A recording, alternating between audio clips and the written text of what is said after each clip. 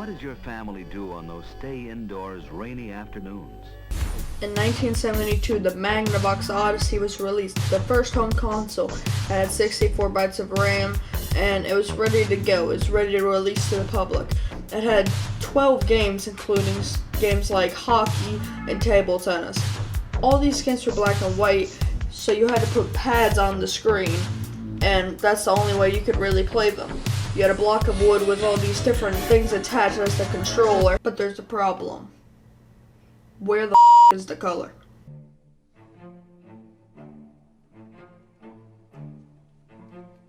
Galaxian is one of the first games to have different colors than black and white. It had green, blue, purple, and all these different colors. It was great. But the first game to me, that was truly revolutionary is Super Mario Bros. See, in Galaxian, it's a black background with white stars. Yes, it has colors here and there, but Super Mario Bros. Has a blue background, which is beautiful.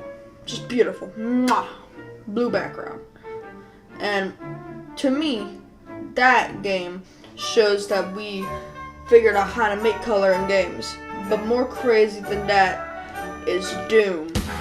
Doom was a great game, but in the terms of video game processing, the colors were a lot more warm than Relax Mario. You had a gray monitor and base and red, pink, orange demons, but it was also, more importantly, 3D with 2D sprites. We'll focus on the 3D. Back then, 3D was not really created, and what even makes it better is that the game was made by a ragtag team of developers, not made by a big corporation. So the fact that they made something this revolutionary that the next 3D shooters would copy is truly revolutionary. Now time for something a little more aggravating.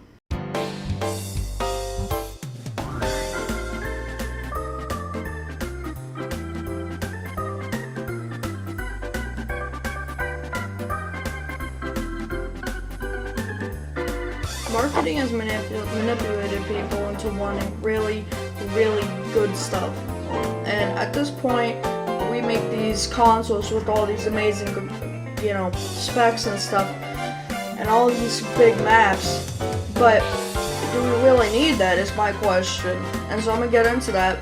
But I do want to say Nintendo doesn't worry about this, and they make good games. So I feel like the console wars is just worthless. You got all these good graphics, and then you got this ass. Well, I might have come off a little angry in the last section, obviously, because I am. But let's talk about game covers for a minute. See, back in the day, because graphics were worse, you'd have to replicate what you want people to see through the cover, because that's all people would judge your game off of. So, you have beautiful covers like the Doom cover, and,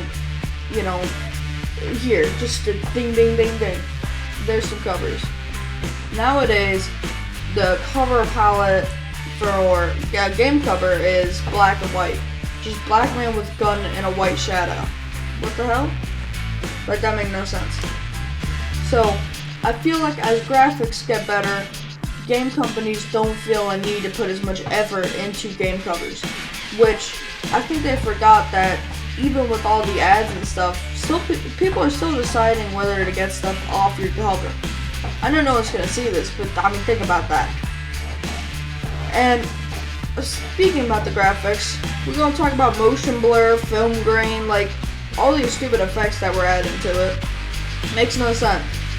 Makes absolutely no sense. Anyway, I hope you enjoyed the video. I just wanted to share some history and my opinions. If you want to argue about it in the comments.